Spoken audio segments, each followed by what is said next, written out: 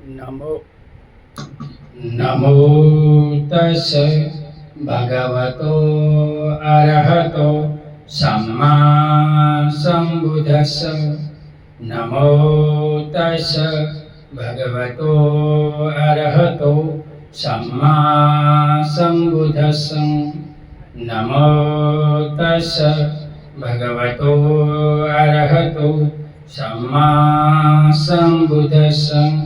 बुद्धं शरणं गच्छामि, धम्मं शरणं गच्छामि, संघं शरणं गच्छामि। द्वितीयंपि तृतीयंपि बुद्धं शरणं गच्छामि, धम्मं शरणं गच्छामि, संघं शरणं गच्छामि।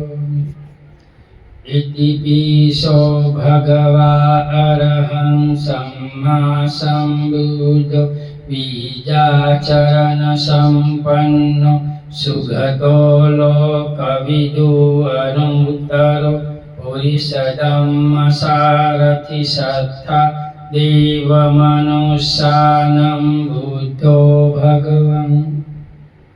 स्वाखातो भगवता धम्मो सन्दीठिको अकालिको ये हि पशिको औपनायिको पच्छतं वेदितवो विदुम्।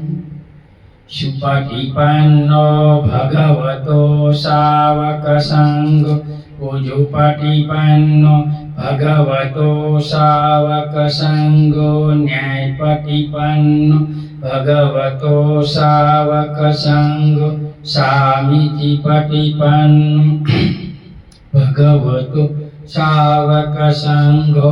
यदिदं चत्वारि पुरुषाणि अष्टपुरुषपूगला एष भगवतो सावकसङ्घो।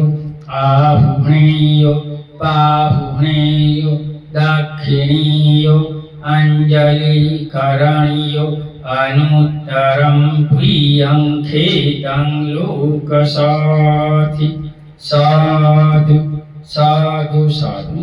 वर्षावास में अमर बोध व्यास सुरेंद्रनगर गुजरात से भिखुपति बुद्धिस्ट डॉक्टर भीमराव आंबेडकर लिखित ग्रंथ भगवान बुद्ध और उनका धम्म पढ़ रहे।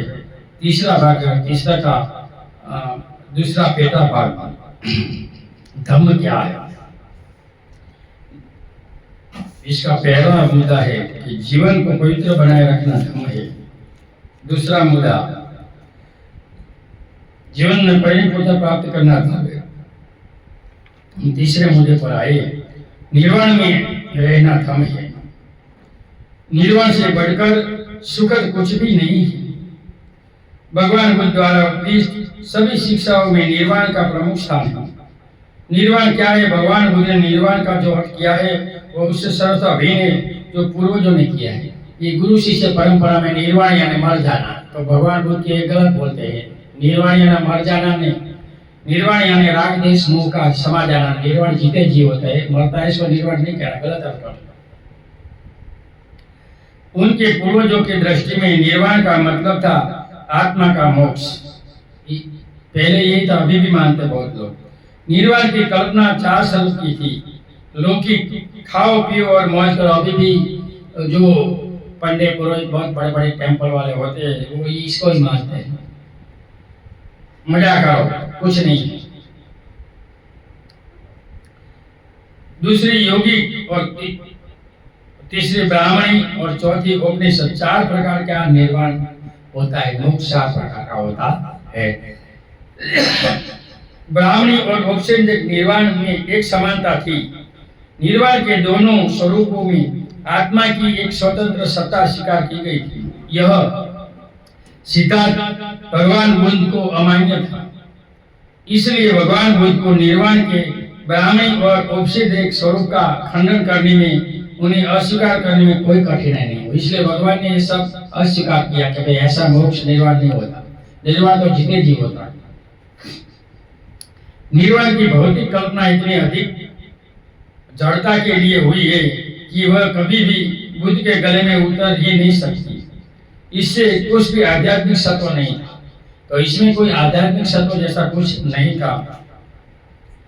बुद्ध को लगता था कि निर्वाण के ऐसे स्वरूप को स्वीकार करना किसी भी मानव की बड़ी से बड़ी हानि करता है। तो ऐसी हानि करने वाली बात को मैं स्वीकार नहीं करता हूँ, मैं इसका अस्वीकार करता हूँ। इंद्रियों की भूख की संतुष्टि उस भूख को बढ़ाने का ही कारण बनती है। तुम जैसे बहुत प्रिय खाओगे ऐसे चित्त बोलते जाएंगे, खाना है खाना है खाना है। इसी प्रकार के जीवन में से सुख कभी उत्पन्न नहीं हो सकता। इससे विपरीत इस प्रकार के सुख में से भी अधिकाधिक दुख ही उत्पन्न हो सकता है। निर्वाण का योगी स्वरूप एक सर्वथा अस्थायी अवस्था थी। उनका सुख नकारात्मक था। इसके माध्यम से संसार से संबंध विच्छेद हो सकता है। यह दुख से बच निकलता था, किंतु सुख प्राप्ति नहीं थी। इससे जितने भी कुछ सुख की आशा की जा सकती थी, वह सुख से अधिक योग की अवधि पर ही था। यह स्थायी नहीं था, यह अस्थायी था। बुद्ध के निर्वाण का स्वरूप अपने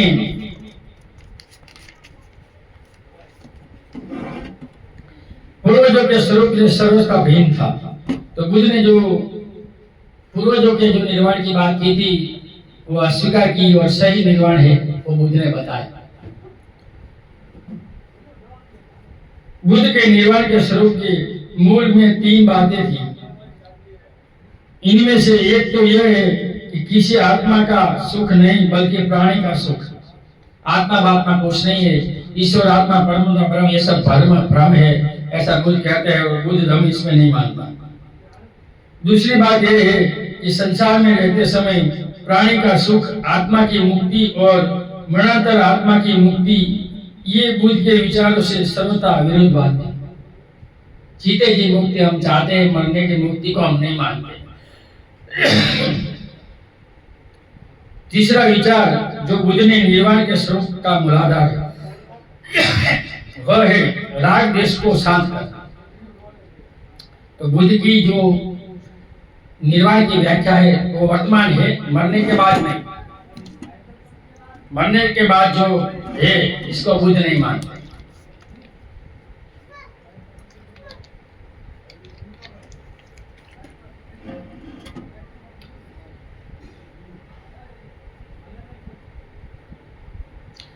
तीसरा विचार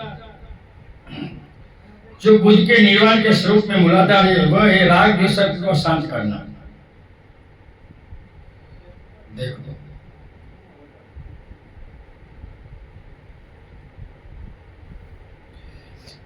राग तथा द्वेष प्रज्वलित अग्नि के समान है।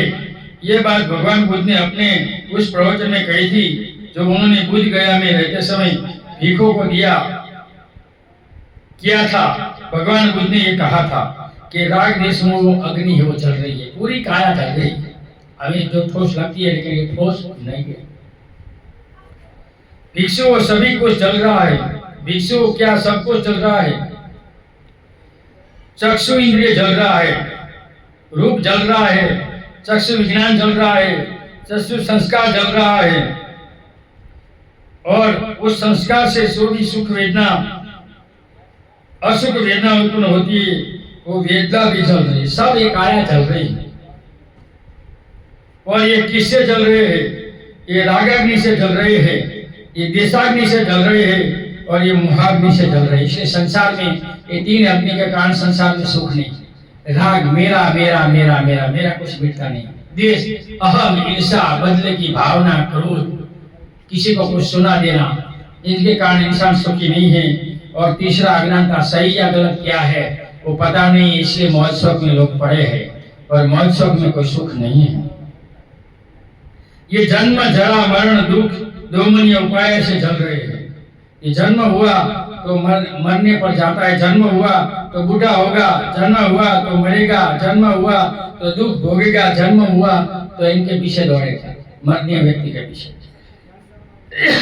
भिक्षुओं श्रोत इंद्रिय जल रही है, शब्द जल रहा है, घ्राण इंद्रिय जल रही है, गंध जल रही है, जीवा जल रही है, रस जल रहे हैं, काया जल रहा है, चित्त संकल्प विकल्प जल रहे हैं और चित्त के संस्कारों से जो भी सुख दुख वेदना, असुख दुख वेदना जो उत्पन्न होती है वो भी जल रहा है। इसलिए सारा संसार जल रहा है, बुद्ध कहता है।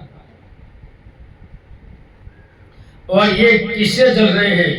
मैं कहता हूँ ये रागाग्नि से जल रहे हैं, ये देशाग्नि से जल रहे हैं और ये मोहाग्नि से जल रहे हैं। राग द्वेष मोह ये संसार में मेरा मेरा मेरा मिटता नहीं। इनकी वजह से 31 श्लोक का ये जन्म मरण का चक्कर जो चल रहा है, इनका कारण ये राग द्वेष मोह है और कुछ नहीं, ये चल रहा है। ये सुख नहीं है लेकिन हम इसे सुख मानते हैं। ये जन्म जरा मरण दुख दोनों उपाय से चल रहे हैं।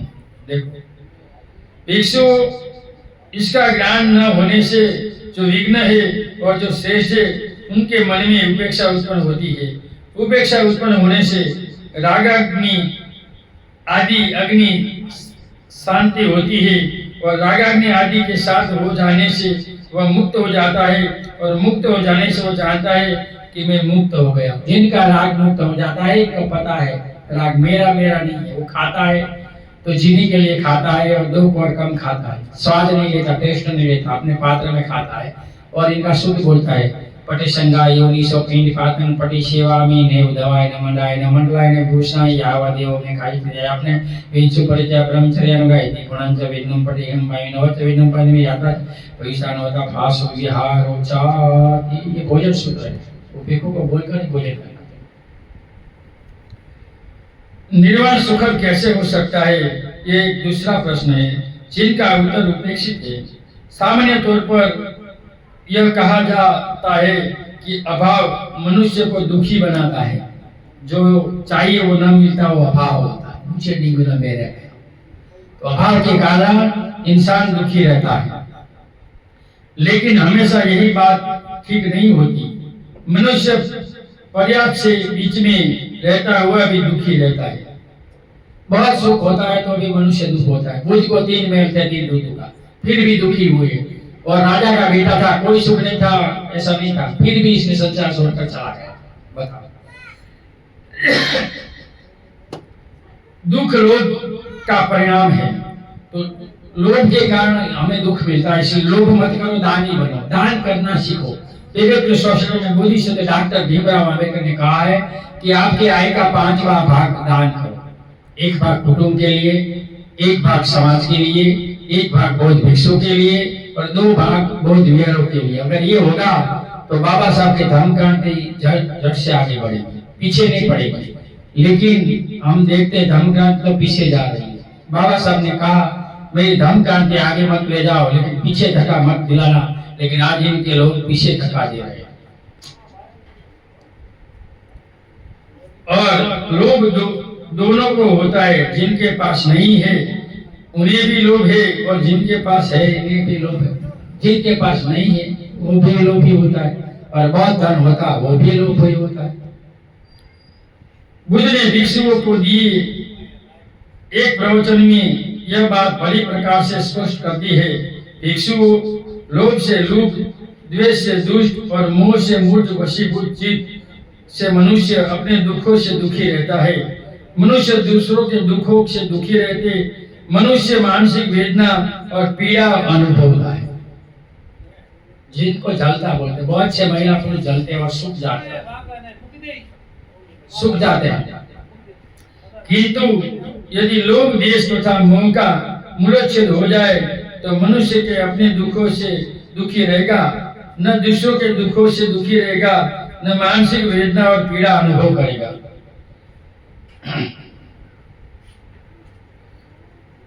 इसी प्रकार भिक्षुओं निर्वाण इसी जीवन में प्राप्त है, भविष्य जीवन में नहीं।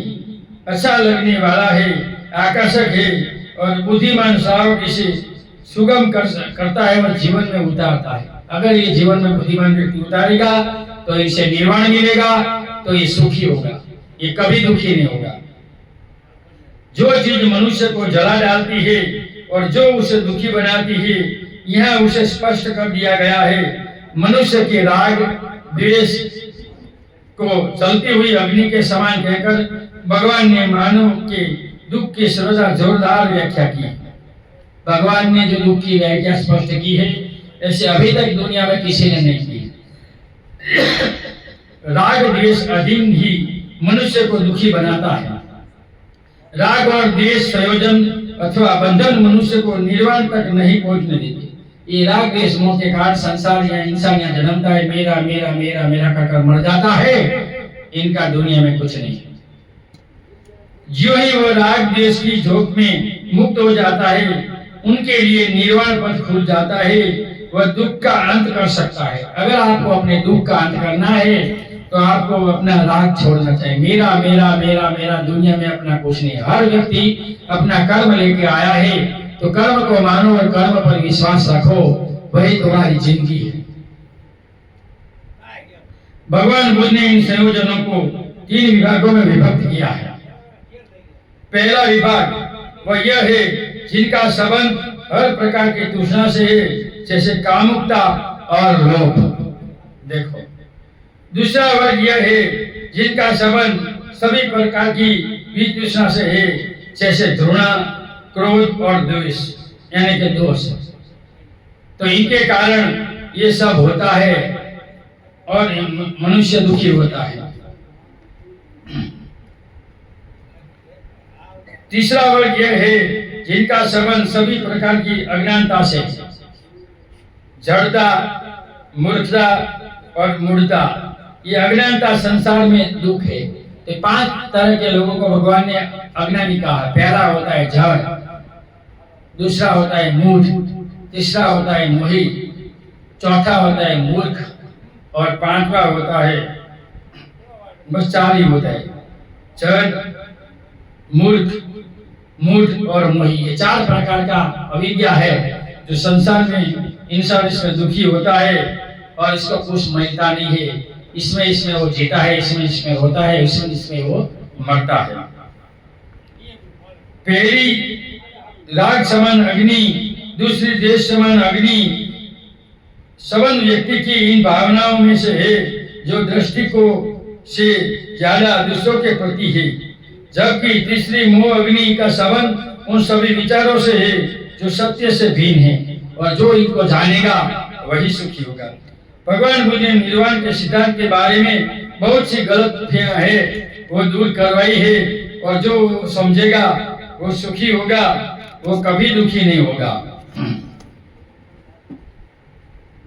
शब्द की इस व्यक्ति से दृष्टि से निर्वाण शब्द का शब्दार्थ है बुझ जाना। शब्द के इस युक्ति को लेकर आलोचकों ने निर्वाण को सर्वथा बेहुदा चीज बना दी और इन्हें सही सुख फेंक दिया।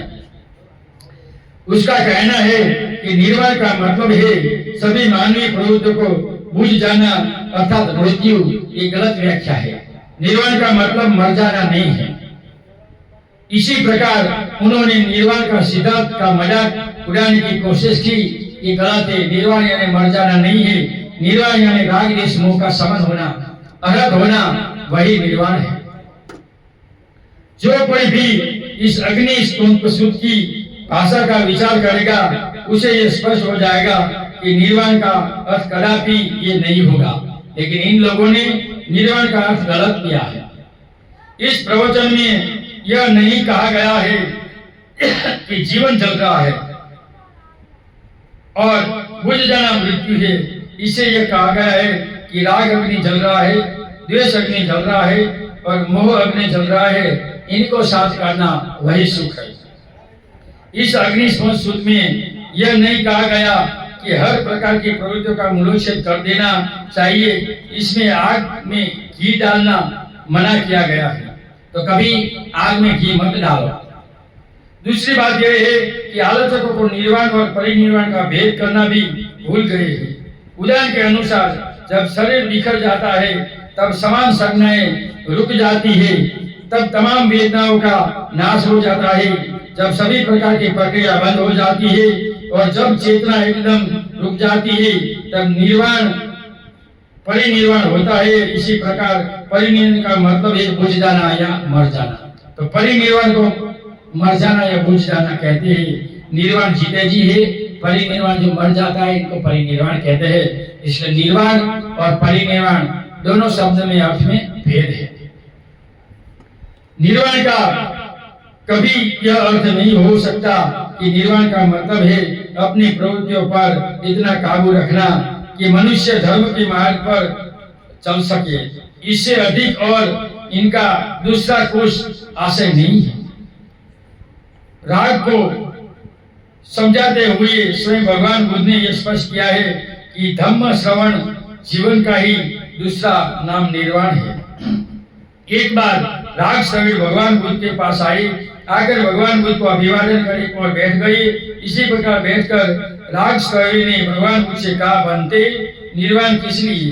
भगवान ने उत्तर दिया, निर्वाण का मतलब है राग द्वेष और मोह की अग्नि से मुक्त होना, यानी निर्वाण, और वो जीते जी मिलता है, मरने के बाद नहीं। लेकिन बनते निर्वाण का उद्देश्य क्या है? राग धर्म प्रवचन जीवन का मूल निर्वाण है। निर्वाण के उद्देश्य में वही मकसद है।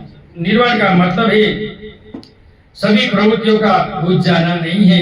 यह बात सारिपुत्र ने भी अपने इस प्रवचन में स्पष्ट की है। एक बार भगवान बुद्ध श्रावस्ती के अनाथ पीड़क के जैतवन में विहार कर रहे थे। उसी समय सारिपुत्र भी वहां ठहरे हुए थे।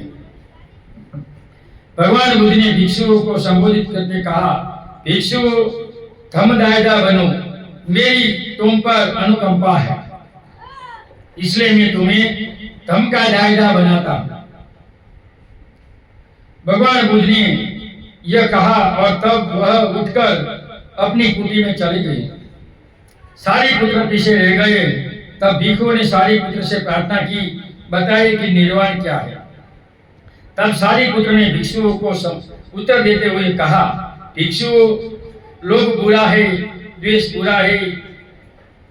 इस लोभ और द्वेष से मुक्ति पाने का साधन मध्यम मार्ग है, जो आंख देने वाला है, ज्ञान देने वाला है, जो हमें शांति, अभिज्ञा, बोधि तथा निर्वाण की ओर ले जाता है। यह मध्यम मार्ग क्या है? यह मध्यम मार्ग अष्टांगिक मार्ग है। मार्ग के अतिरिक्त कुछ नहीं है। यही सम्यक दृष्टि, सम्यक संकल्प, सम्यक वाणी, सम्यक कर्मार्थ, सम्यक आजीविका, सम्यक व्यायाम, सम्यक स्मृति और सम्यक समाधि। भिक्षु, यही मध्यम मार्ग है, जो सदाचार का मार्ग है। जो इनका आचरण करेगा वो निर्वाण पाएगा।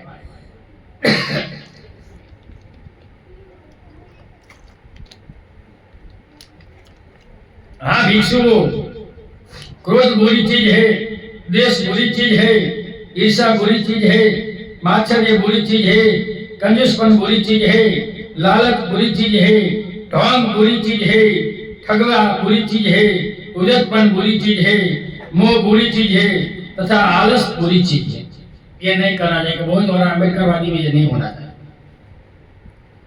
मोह तथा प्रमाद के नाश के लिए मध्यम मार्ग है, जो आंख देने वाला है, जो ज्ञान देने वाला है, जो शांति देने वाला है, अभिज्ञा देने वाला है, बुद्धि तथा निर्वाण की ओर ले जाता। जो मार्ग है, जो मध्यम मार्ग है, इनका जो अनुसरण करेगा वो संसार में सुखी होगा, कभी दुखी नहीं होगा, ऐसा भगवान ने कहा। निर्वाण आर्य अष्टांगिक मार्ग है, अतिरिक्त और कुछ है ही नहीं। इसी प्रकार सारिपुत्र ने कहा। प्रसन्नचित्त भिक्षु सारिपुत्र के प्रवचन सुन प्रमोदित हुए और गए। निर्वाण के मूल में जो विचार है वह यही है कि वह निष्कलंकता का पथ है। किसी को भी निर्वाण से और कुछ समझना ही नहीं चाहिए। वो मुक्ति ही है और मुक्ति के मार्ग पर जो जाएगा इनको पता चलेगा कि मुझे मुक्ति मिली है। बोलने से कुछ नहीं होगा। यहाँ हम सौराष्ट्र में गुरु परंपरा वाले बोलते हैं कि गुरु की बात मान लो, वो हाथ आएगा, मुक्त होगा, गलत है। और बहुत से ऐसे गुरु के भजन भी बनाए हुए हैं जिससे इंसान मूर्ख बनते और लाखों करोड़ों लोग मूर्ख बनकर इकट्ठे होते हैं। ये गलत है। संपूर्ण उच्छेदवाद का एक अंत है और परिनिर्वाण दूसरा अंत है। निर्वाण मध्यम मार्ग है। देखो, अंत, निर्वाण और परिनिर्वाण। यदि निर्वाण को इसी प्रकार ठीक तरह से समझ लिया जाए तो निर्वाण के संबंध में पूरी गड़बड़ी दूर हो जाएगी, ऐसा भगवान बुद्ध का कहना है।